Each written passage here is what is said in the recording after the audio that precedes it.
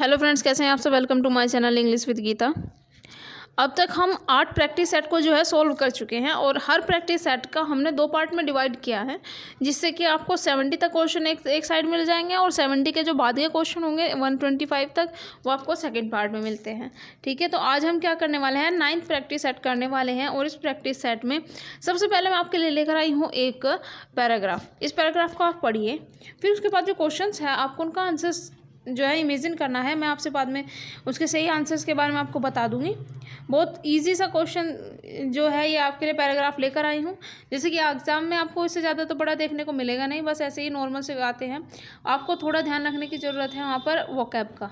ठीक है, वोकैबलरी आपकी अच्छी है तो आप इसे सॉल्व कर पाओगे बेहतर तरीके से। तो देखिए, अगर आपने ये चैनल सब्सक्राइब नहीं किया तो सब्सक्राइब कर दीजिए, बेल आइकन को दबा दीजिए, ज़्यादा से ज़्यादा चैनल को शेयर कीजिए ताकि आप तक और आपके फ्रेंड्स तक हर महत्वपूर्ण जानकारी पहुंच सके।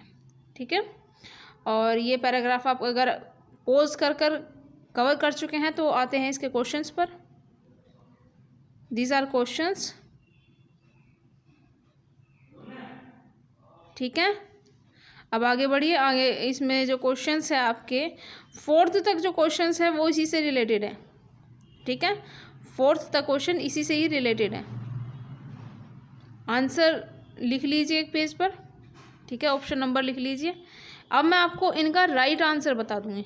ठीक है, इनका राइट आंसर मैं आपको बताती हूँ कि इनका सही आंसर क्या है, जिससे कि आपको पता चल जाए कि आपके द्वारा की गई गलतियाँ या सही क्वेश्चंस कितने हैं।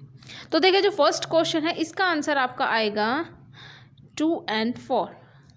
ठीक है, नेक्स्ट क्वेश्चन है सेकंड नंबर, उसका आंसर है आपका फियरलेसनेस। ठीक है, fearlessness, C option. Next question की तरफ बढ़ते हैं। नेक्स्ट क्वेश्चन है आपका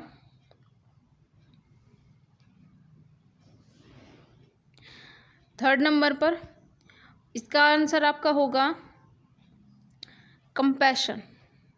ठीक है, 4th नंबर का आपका आंसर है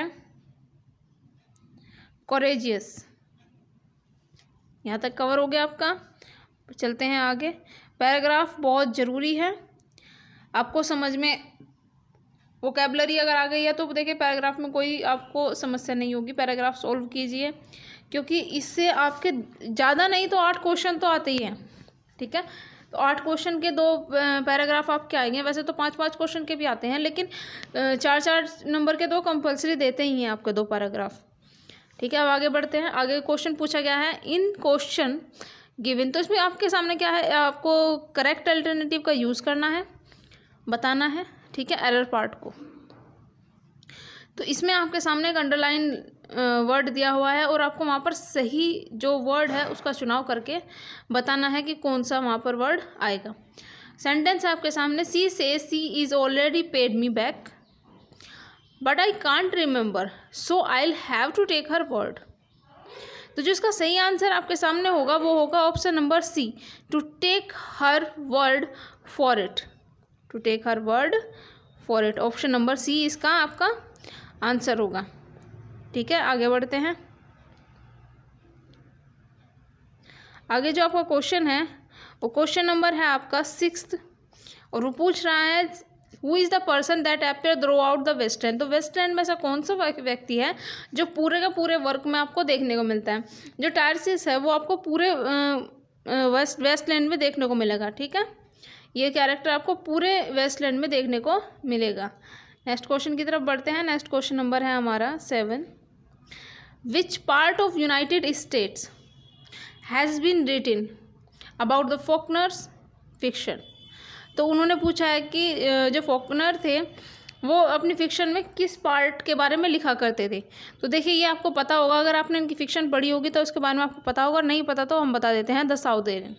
ठीक है, जो साउदर्न पार्ट था उसके बारे में ये ज़्यादातर लिखा करते थे। नेक्स्ट क्वेश्चन है the soul of tragedy according to Aristotle is. तो एरिस्टोटल ने सोल ऑफ ट्रेजेडी प्लॉट को कहा है। नेक्स्ट क्वेश्चन आता है in King Lear who among the following speak in the voice of poor Tom. तो poor Tom की आवाज़ में कौन बात करता है, पुअर टॉम की आवाज़ में बात करता है एडगर। ठीक है, ऑप्शन नंबर आपका सी, सॉरी ऑप्शन नंबर बी आपका इसका होगा। ठीक है, एडगर। नेक्स्ट क्वेश्चन आता है आपका, विच of the following verb is not followed by the correct preposition. आपके सामने 4 वर्ड दिए गए हैं और उनसे पूछा गया है कि कौन सी जो वर्ड है वो किस वर्ब की सही प्रीपोजिशन का यूज़ नहीं हुआ है। तो मैं आपको बता दूँ, एनेक्सियस आपका गलत है, एनेक्सियस गलत है, एनेक्सियस विद होता है, एट नहीं होता। नेक्स्ट क्वेश्चन की तरफ बढ़ते हैं। नेक्स्ट क्वेश्चन है आपका, choose the appropriate preposition from the option given below each of the following sentence. I have not seen him last month। तो जो लास्ट मंथ आपके सामने दिया गया है और हैव का यूज़ हुआ है, हैव नॉट सीन, ठीक है, हैव नॉट सीन का यूज़ हुआ है, तो आपका इसमें सिंस लगेगा, ठीक है, आपका लगेगा इसमें सिंस, क्योंकि इसमें परफेक्ट का यूज़ हुआ है। नेक्स्ट क्वेश्चन है, आपको बताना है इसमें सिंपल सेंटेंस में कन्वर्ट करना है इसको। I finished my work, I shut the door. तो आपको इसे क्या करना है, सिंपल सेंटेंस में बनाना है। तो जब आप इसे सिंपल सेंटेंस में बनाओगे तो जो इसका ऑप्शन नंबर ए है वो करेक्ट होगा। Having finished my work, I shut the door. देखिए आपको क्या करना है, जब कोई अगला क्वेश्चन के लिए मैं आपको बोलती हूँ तो उस क्वेश्चन को आपको तुरंत पॉज करके पढ़ लेना है और उसका आंसर जो है इमेजिन कीजिए, ताकि आपको पता चल जाए। क्योंकि मैं ज़्यादा समय तक वीडियो नहीं रोक सकती, वीडियो काफ़ी लंबी हो जाएगी, समय बहुत कम है, ठीक है। तो आप इस चीज़ को पॉज करें, फिर देखें कि इसका आंसर सही है आपका या नहीं है। नेक्स्ट क्वेश्चन आता है आपके सामने, द ओल्ड मैन फेल्ड। ये आपके सामने एक सेंटेंस दिया हुआ है, ठीक है, आपके सामने एक सेंटेंस दिया गया है और इस सेंटेंस के बारे में आपसे पूछा गया है। ये वाला सेंटेंस है आपका, द ओल्ड मैन, ठीक है। The old man felled from trees in the garden with hardly no effort at all, ठीक है। तो जो इसका आपका हार्डली इसमें पूछा गया है कि जो वर्ड है हार्डली नो एफर्ट, यहाँ पर कौन सा वर्ड यूज़ होगा, तो हार्डली एनी एफर्ट यूज़ होगा, ठीक है, हार्डली एनी एफर्ट यूज़ होगा, यानी ऑलमोस्ट नो, ना के बराबर एफर्ट लगाना पड़ा। नेक्स्ट क्वेश्चन है, अपोजिट आपसे पूछा गया। देखिए अपोजिट, नियरेस्ट, ये वर्ड आपसे ज़रूर पूछे जाते हैं, तो इन वर्ड्स को भी तैयार कर लीजिएगा। Which of the opposite in the meaning, the country economy must be geared to war time required. तो आपको बताना है गियर्ड जो वर्ड है इसका मीनिंग होता है अनुकूल बनाना। गियर्ड वर्ड का मतलब होता है, गियर्ड टू का मीनिंग्स होता है आपका अनुकूल बनाना। तो कौन सा वर्ड इसका अपोजिट है ये आपको बताना है, ठीक है। इसका आंसर होगा अनलिंक्ड, ठीक है, अनलिंक्ड यानी उससे अनुकूल, अनलिंक्ड यानी संबंधी तोड़ देना, ठीक है, संबंध तोड़ देना। एक तो होता है अनुकूल बनाना, किसी परिस्थिति को या रिश्ते को अनुकूल बनाना, और एक हो गया अनलिंक्ड की हमने अपना उससे लिंक ही हटा दिया। नेक्स्ट क्वेश्चन की तरफ बढ़ते हैं। Identify the verb adverb. अब आपसे पूछा गया एडवर्ब के बारे में in the given sentence. Did you know that Sumit could speak French perfectly. जो परफेक्टली वर्ड है आपका ये इसकी एडवर्ब है। नेक्स्ट क्वेश्चन आता है, choose the word part of the given option, ठीक है, करेक्ट पार्ट पूछा गया। तो करेक्ट पार्ट कौन सा है आपका, देखिए यहाँ पर आपसे ये जो क्वेश्चन पूछा गया है वो एक्सक्लेमेटरी सेंटेंस से पूछा गया है, ठीक है। तो इसमें जो आपका सही होगा वो होगा ऑप्शन नंबर बी, ठीक है। दोस्तों आगे बढ़ते हैं। जो नेक्स्ट क्वेश्चन आपसे पूछा गया है 17 नंबर का, वो आपका है इनडायरेक्ट स्पीच फॉर्म से, ठीक है।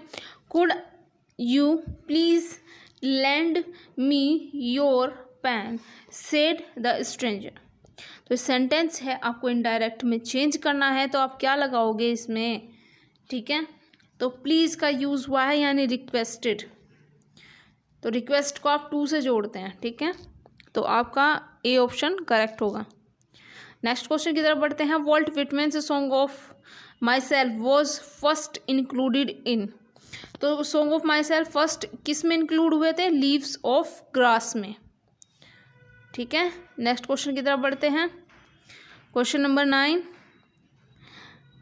A line, a man can be destroyed but not defeated. एक आदमी को बर्बाद किया जा सकता है लेकिन हराया नहीं जा सकता। ये लाइंस किस में हैं, तो आपके जो विलियम फॉकनर है इनका एक वर्क अर्नेस्ट हेमिंगवे का वर्क आया था the old man and the sea, Ernest Hemingway का एक वर्क है the old man and the sea. इसका जो कैरेक्टर है सेंटियागो, तो उनकी ये कोटेशन है a man can be destroyed but not defeated.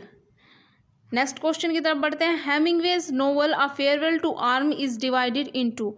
Farewell of arm को कितने पार्ट्स में डिवाइड किया गया है? तो 5 पार्ट्स में डिवाइड किया गया है। ये चीज़ें आप ध्यान रखेंगे, बहुत ध्यान से इन चीज़ों को सोल्व करेंगे, नोट करते चले। अगर कोई चीज़ आपको देखिए, वैसे तो सभी जो क्वेश्चंस आपके सामने रखे गए हैं वो बहुत बेहतरीन क्वेश्चन रखे गए हैं, लेकिन अगर आपको लगता है कि किसी चीज़ को नोट कर लेना चाहिए ताकि आपके एग्जाम्स में रिवीजन में आसानी हो, तो उसे नोट करते चलें, ठीक है।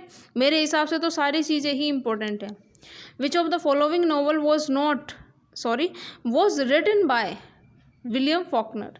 तो कौन सा नॉवल जो है विलियम फॉकनर के द्वारा लिखा गया है, ये आपसे पूछा गया है। तो इसमें जो वर्क है आपका the sound and the fury, ये विलियम फॉकनर का है, the sound and the fury. Next work आता है which among the following is called a new England poet. किनको अ न्यू इंग्लैंड पोइट कहा जाता था? तो रॉबर्ट फ्रॉस्ट को न्यू इंग्लैंड पोइट कहा जाता था। किनको कहा जाता था? रॉबर्ट फ्रॉस्ट को। इनके जो वर्क थे वो ज़्यादातर क्या था, इंग्लैंड में, देखिए ये एक अमेरिकन पोइट थे, रॉबर्ट फ्रॉस्ट एक अमेरिकन पोइट थे, लेकिन क्या था कि इनके जो वर्क थे वो अमेरिका से पहले इंग्लैंड में पब्लिश हो जाया करते थे, तो इसलिए इन्हें क्या कहा जाता, अ न्यू इंग्लैंड पोइट कहा जाता था। ठीक है दोस्तों, आगे बढ़ते हैं। In the novel untouchable Bakha sister is. तो बखा की जो सिस्टर थी अनटचेबल में, उसका नाम पूछा गया है। तो उनका जो नाम था वो था सोहिनी। बखा की जो बहन थी उनका नाम था सोहिनी। नेक्स्ट क्वेश्चन की तरफ बढ़ते हैं। कैरेक्टर आप सभी जो वर्क है, नोवेल है, फिक्शन है, आप उनके तैयार करके रखें। नेक्स्ट क्वेश्चन है व्हाट वाज नोट। ठीक है, आपसे पूछा गया है not a part of the attire of the eunuch in Kamala Das poem dance of the eunuch. तो इनमें से कौन सा यूनक्स का पार्ट नहीं था, आपसे ये पूछा गया है। तो option number B, heavy silver jewellery, उसका पार्ट नहीं था। नेक्स्ट क्वेश्चन की तरफ बढ़ते हैं। नेक्स्ट क्वेश्चन आपके सामने, who was believed to be a classicist in literature, royalist in politics and Anglo Catholic in religion.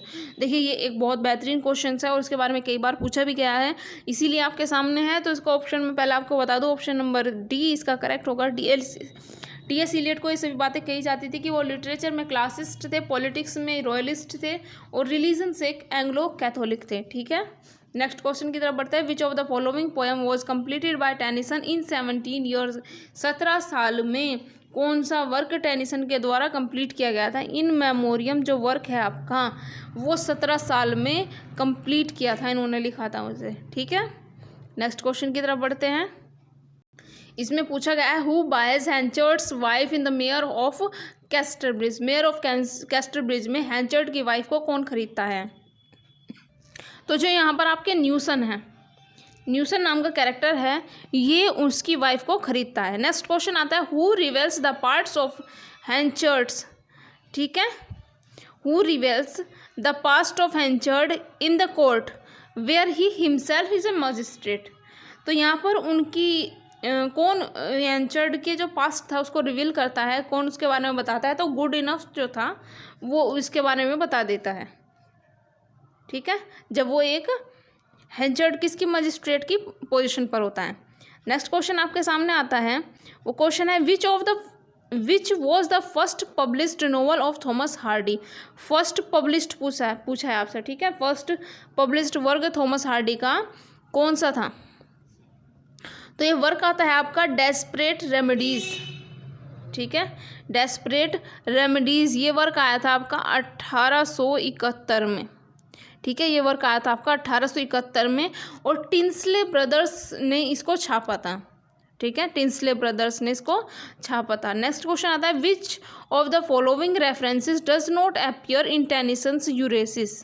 कि यूलेसिस में कौन सी चीज़, यूलेसिस में कौन सी चीज़ नहीं दिखाई देती? तो ओल्ड यू नहीं दिखाई देती, इस ओल्ड यू का रेफरेंस नहीं देखने को मिलता। नेक्स्ट क्वेश्चन की तरफ बढ़ते हैं। Which of the following expression does not appear in the introduction of Tennyson's in memoriam. तो आपसे पूछा गया इन मेमोरियम के इंट्रोडक्शन में क्या चीज़ नहीं दिखाई देती। तो ये जो क्वेश्चन है आपका, thy roots are draft about the bones, तो ये चीज़ उसमें नहीं दिखाई देती। बाकी तीनों लाइंस ये आपके इन मेमोरियम से हैं। नेक्स्ट क्वेश्चन की तरफ बढ़ते हैं। The references of faithful shepherd appears in which of the following poems. तो ये वर्क है आपका रग्बी चैपल, ठीक है, इसके बारे में आपको सभी को पता होगा। नेक्स्ट क्वेश्चन की तरफ बढ़ते हैं। About whom did Arnold write in his novel memorial verses he laid us as we lay at birth on the cool flowery lap of birth. तो ये लाइन किसकी है, ये आपसे पूछा गया है। From whom did Arnold right, कि किसके लिए ये लाइन्स आर्नोल्ड लिखते हैं। तो ये लाइन लिखी थी उन्होंने विलियम वर्ड्सवर्थ के लिए, ठीक है, विलियम वर्ड्सवर्थ के लिए ये लाइन्स वे लिखते हैं। नेक्स्ट क्वेश्चन है, what is the name of Greek tragedy written by Matthew Arnold.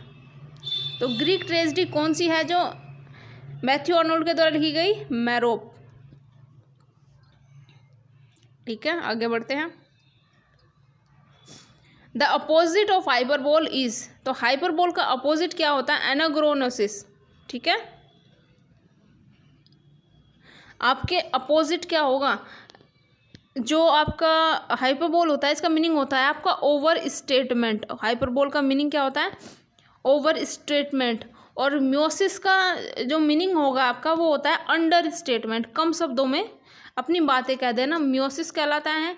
और ओवर स्टेटमेंट होता है आपका हाइपरबोल। नेक्स्ट क्वेश्चन है, Charles Dickens narrates incident about treatment of children in the 19th century, orphans, women and exploitations with an autobiographical touch in which of the following novels। तो ये novel था आपका David Copperfield, ठीक है, ये work था आपका डेविड कॉपरफील्ड।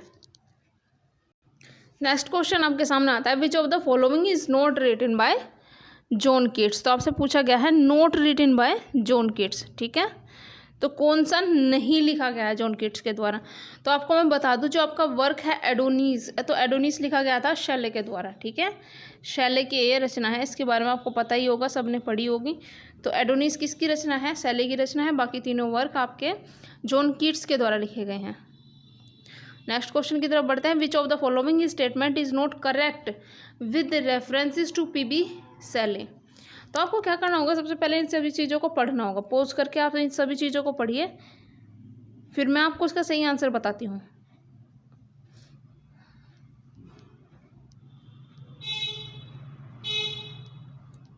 तो देखिए इसमें सभी आंसर ज़्यादातर ठीक है, लेकिन एक जो वर्क है इनका, बी ऑप्शन इसका गलत है, और वो भी इस वजह से कि बी ऑप्शन आपका गलत इस वजह से है, द सबटाइटल ऑफ एडोनिस। देखिए एडोनिस नहीं, अलास्टर नाम का इनका वर्क कहता है, ठीक है, अलास्टर, उसका सबटाइटल है द स्पिरिट ऑफ सॉलिट्यूड, ठीक है।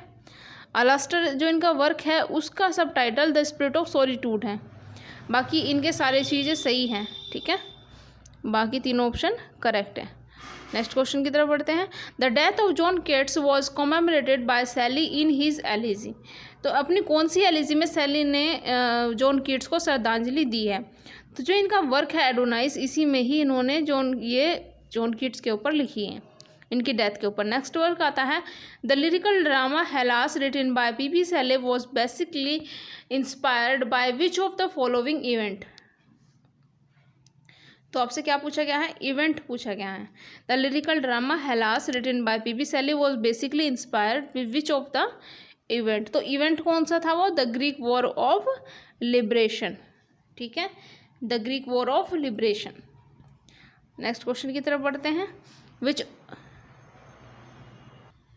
विच poet out of the following writes the novel nines, ठीक है। तो what a vision or a walking dream fade is that music do आई वेक और स्लीप। तो जो लाइन्स है लिखी गई है जॉन कीट्स के द्वारा, इनका जो वर्क है ओ टू अ नाइटिंगेल, उसमें इन्होंने इस लाइन को लिखा है। नेक्स्ट क्वेश्चन है which who define metaphor as first of his 7 type of ambiguity. तो ये जो मेटाफर है एज द फर्स्ट, इसके पूछा गया है कि किसने डिफाइन किया था 7 टाइप ऑफ एम्बिग्विटी के लिए। तो इसका सही आंसर है आपका विलियम एम्पसन।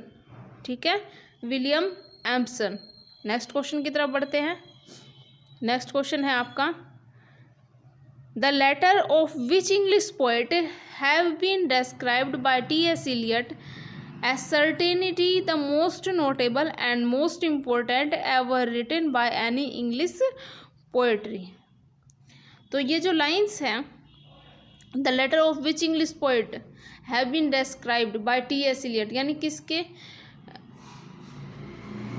किसको मतलब किसके लिए लाइन कही गई है, T.S. Eliot ने किसके लिए लाइन कही गई है, आपसे ये पूछा गया। तो जॉन कीट्स के लिए कही है। जॉन कीट्स को इन्होंने कहा था certainty the most notable most important ever written by any English poet. Next question आपसे पूछा गया है who was known as the prince of English essayist. देखिए इन्होंने पूछा है प्रिंस ऑफ इंग्लिश एसेइस्ट, आपसे एसेइस्ट पूछा है, कहा है प्रिंस ऑफ एसेइस्ट नहीं, आपसे कहा है इन्होंने प्रिंस ऑफ इंग्लिश एसेइस्ट। तो ये थे आपके चार्ल्स लैम्ब। ठीक है, option number C. Next question की तरफ बढ़ते हैं। नेक्स्ट क्वेश्चन है एसेज ऑफ इलिया आर। तो एसेज ऑफ इलिया क्या है? एसेज ऑफ इलिया आपके पर्सनल इम्प्रेशंस है। ठीक है, essays of Elia was published in, कब पब्लिश्ड हुई थी एसेज ऑफ इलिया? 1823 में। Who among the following was not a university wits. तो फ्रांसिस बेकन क्या है? यूनिवर्सिटी विट्स नहीं है। बाकी आपके रॉबर्ट ग्रीन, थॉमस नेंस और जॉर्ज पील, ये क्या है आपके यूनिवर्सिटी विट्स हैं। नेक्स्ट क्वेश्चन आपके सामने आता है which of the following is the first book printed in English by Caxton. तो कैक्सटन के द्वारा इंग्लिश में प्रिंट की गई पहली पुस्तक कौन सी थी?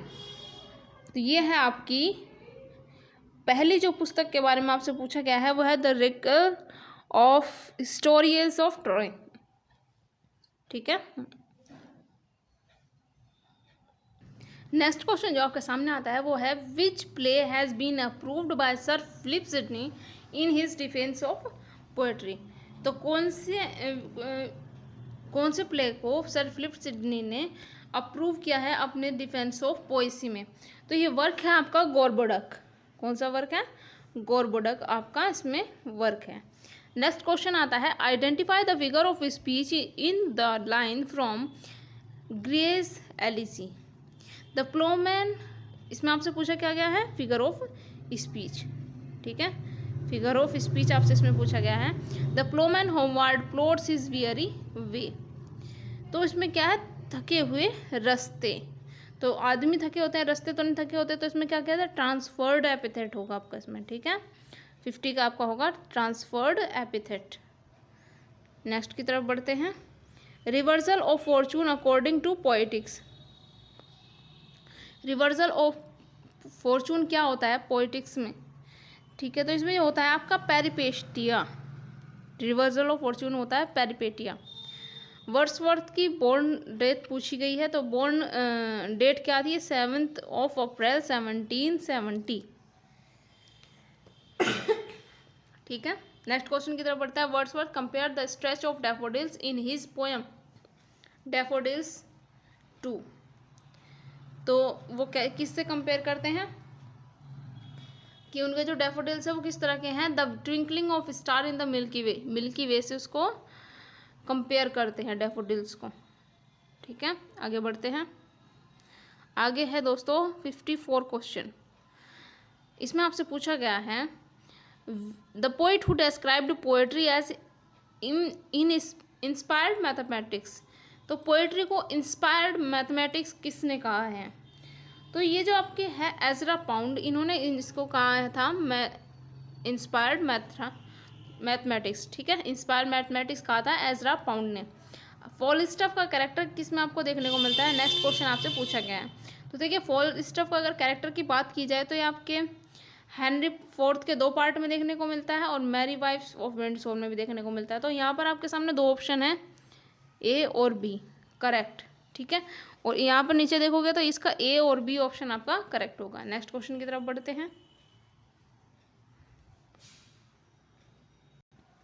वंस अगेन आपके सामने एक पैसेज है और इस पैसेज को आपको क्लियर करना है। इस पैसेज के जो आंसर्स है क्वेश्चन के वो आप मुझे कमेंट करके बताइएगा कि किसके कौन कौन से आंसर्स लगाए हैं गए हैं, ठीक है। और मैं आपको उसके सही आंसर्स का जवाब दूंगी। ये चीज़ मैं आपके ऊपर छोड़ती हूँ, ठीक है, क्योंकि आपको भी तैयारी करनी है ना, आपको भी पता होना चाहिए कि आपको एग्जाम्स में किस तरह से चीज़ें फेस करने को मिलेगी, ठीक है। तो ये जो इसको आप स्क्रीनशॉट ले लें या इसको यहीं पे पॉज करके पढ़ें और ये आपके सामने क्वेश्चंस हैं।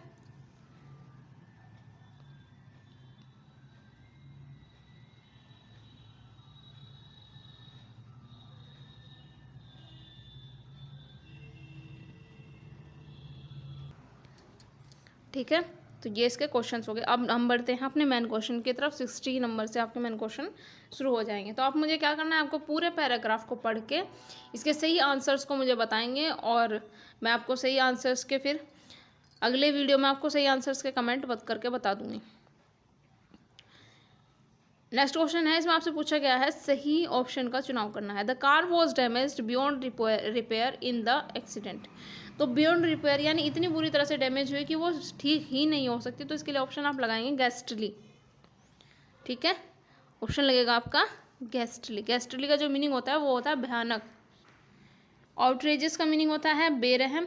नेस्टी होता है आपका खतरनाक। हीनस होता है जघन्य। और गैस्टली होता है आपका भयानक रूप से, ठीक है। नेक्स्ट क्वेश्चन की तरफ बढ़ते हैं। The following sentence has been divided into 4 parts, one of which contains an error.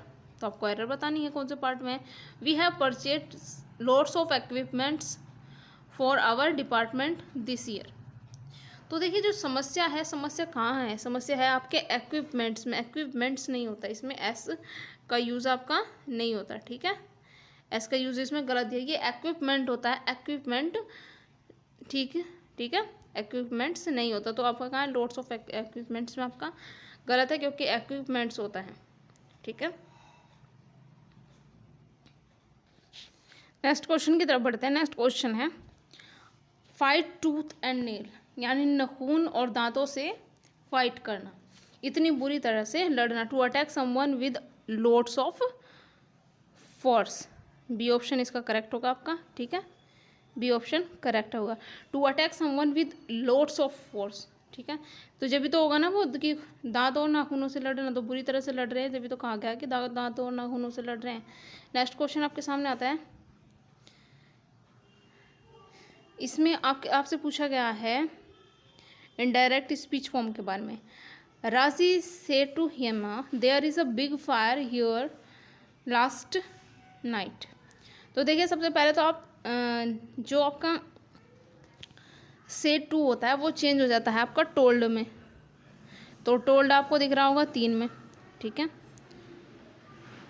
तो उसके बाद में आपका आ जाता है there was a big fire here. तो आपको हियर और देयर देखने को मिल रहा होगा, तो उसमें आपके क्या है 2 ऑप्शन हो गए आपके देयर वाले, ठीक है। तो आप जब इसे ध्यान से देखोगे तो आपके इन दोनों ऑप्शन में ये दोनों चीज़ हैं। फिर नेक्स्ट चीज़ क्या आती है आपकी,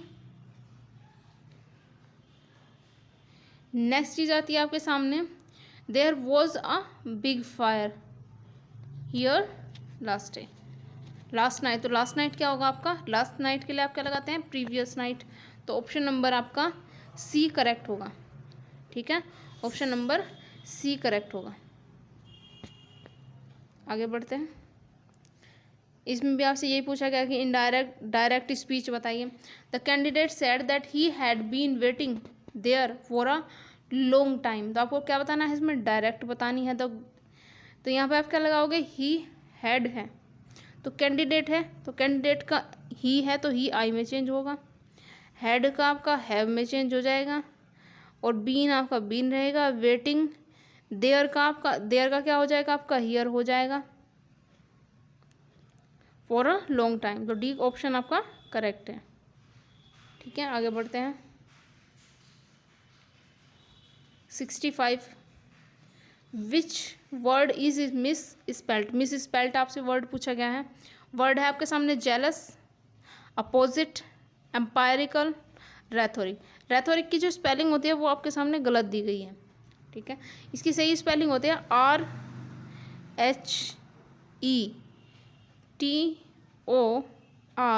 RHETORIC, ठीक है। रैथोरिक RHE होता है, इसमें आपका क्या है, वाई का यूज़ गलत दिया हुआ है। नेक्स्ट क्वेश्चन की तरफ बढ़ते हैं।